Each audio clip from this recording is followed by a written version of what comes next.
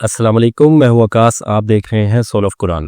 الحمدللہ پچھلی نشست میں ہم نے اپنے اس بابرکت سفر کا آغاز اللہ رب العزت کی حمد و ثنا سے کیا تھا۔ ہم نے جانا تھا کہ نعمتیں صرف حقیقی مالک اللہ تعالیٰ کی طرف سے ہیں اور وہی خالق، رازق اور معبود برحق۔ آج ہم اسی سلسلے کو آگے بڑھاتے ہوئے بات کریں گے کہ اس عظیم نعمت پر جو اللہ نے انسانیت کو عطا فرمائی، اور وہ ہے اس کے سب سے برگزیدہ بندے خاتم النبیین حضرت محمد صلی اللہ علیہ وآلہ وسلم کی بعثت۔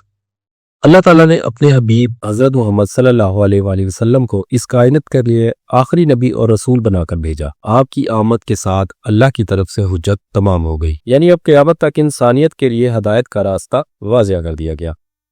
آپ صلی اللہ علیہ وآلہ وسلم وہ چراغ ہیں جنہوں نے اندھیرے میں روشنی جلائی، وہ رحمت ہے جنہوں نے امت کو جاہلیت کے اندھیروں سے نکال کر توحید اور ہدایت کی راہ دکھائی۔ آج کے بیان میں ہم رسول اللہ صلی اللہ علیہ وآلہ وسلم کی بعثت کے اس پہلو پر روشنی ڈالیں گے کہ اللہ نے کس طرح آپ کے ذریعے انسانوں پر اپنی حجت پوری کر دی اور قیامت تک کے لیے ہدایت کا دروازہ کھول دیا۔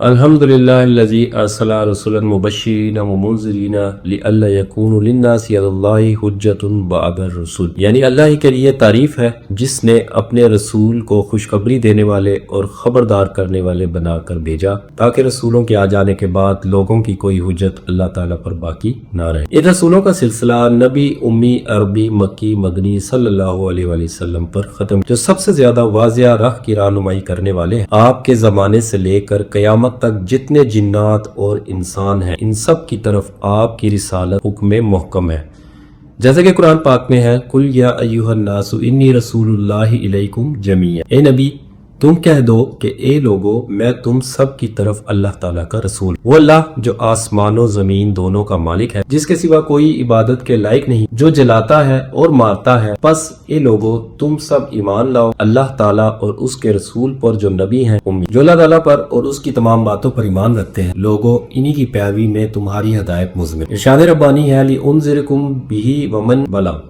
تاکہ میں تمہیں ڈراؤں اور انہیں بھی جنہیں یہ اللہ کا کلام پہنچے، یعنی عربی، اجمی، کالے، گورے، جس انسان کو بھی یہ قرآن پہنچے۔ حضرت صلی اللہ علیہ وسلم اس لیے ڈرانے والے ہیں، چنانچہ اللہ تعالیٰ نے فرمایا وَمَن يَكْفُرْ بِهِ مِنَ الْأَحْزَابِ فَالنَّارُ مَوْعِدُهُ، یعنی اس کے ساتھ کفر کرنے والا جہنمی۔ پس جو کوئی قرآن کے ساتھ کفر کرے وہ بحکم قرآن جہنمی۔ ایک جگہ قرآن کریم کا ارشاد ہوتا ہے فَذَرْنِي وَمَن يُكَذِّبُ بِهَذَا الْحَدِيثِ سَنَسْتَدْرِجُهُم مِّنْ حَيْثُ لَا يَعْلَمُونَ، یعنی یہ جھٹلانے والوں کو میرے حوالے کر دو، میں انہیں اس طرح بتدریج پکڑوں گا کہ انہیں معلوم بھی نہ۔ رسول اکرم صلی اللہ علیہ وسلم فرماتے ہیں کہ میری پیغمبری عام ہے، ہر سرخ و سیاہ کی طرف پیغمبر بنا کے بھیجا گیا ہوں۔ مجاہد فرماتے ہیں یعنی کل جن و انس کی، پس حضرت صلی اللہ علیہ وآلہ وسلم تمام انسانوں اور جنات کی طرف اللہ کے رسول ہیں۔ یہ سب کو الہ الکریم کی وحی اور عزت والے قرآن آپ پہنچانے والے ہیں، جس پاک کتاب کے پاس کسی طرف سے باطل پھٹک ہی نہیں، جو حکمتوں اور تعریفوں والے اللہ تعالیٰ کی نازل کی ہوئی۔ اللہ تعالیٰ نے اپنے اس احکام کلام کو سمجھنے کی تاکید بھی اسی میں کر دی ہے۔ فرمایا کہ تم قرآن پاک میں تدبر اور غور و فکر کیوں نہیں کرتے؟ اگر یہ اللہ کے سوا کسی اور کی طرف سے ہوتا تو تم اس میں بہت کچھ اختلاف پا۔ اور دوسری جگہ فرمایا اس مبارک کتاب کو ہم نے تیری طرف اتارا تاکہ لوگ اس میں غور و خوض کریں اور عقل مند لوگ نصیحت پکڑیں۔ ایک اور جگہ فرمایا یہ لوگ قرآن سمجھنے کی کوشش کیوں نہیں کرتے؟ کیا ان کے دلوں پر کفر لگ گئے ہیں؟ یہ تھی آج کی گفتگو، جس میں ہم نے جانا کہ اللہ تعالیٰ نے اپنے محبوب حضرت محمد صلی اللہ علیہ وآلہ وسلم کو آخری رسول بنا کر بھیجا اور آپ کی بعثت کے ساتھ انسانیت پر حجت پوری کر دی۔ اب کوئی بہانہ باقی نہیں رہا اور ہدایت کا راستہ قیامت تک کے لیے واضح کر دیا گیا ہے۔ انشاءاللہ اگلی نشست میں ہم ایک نہایت اہم موضوع پر بات کریں گے، اور وہ ہے بیوپاری علماء کا حشر، یعنی وہ علماء جو دنیا کی لالچ میں دین کو بیچ ڈالتے ہیں، جنہوں نے آخرت کے بدلے دنیا کے چند سکوں کو ترجیح دی۔ ہم دیکھیں گے کہ قرآن و سنت میں ایسے لوگوں کے بارے میں کیا تنبیہ آئی ہے اور یہ ہمارے ایمان اور معاشرے کے لیے کس طرح بڑا سبق ہے۔ یوں ہم اپنی تفسیر کے اس بابرکت سفر کو جاری رکھیں گے اور آہستہ آہستہ سورہ فاتحہ کی باقاعدہ تفسیر کی طرف بڑھتے رہیں گے۔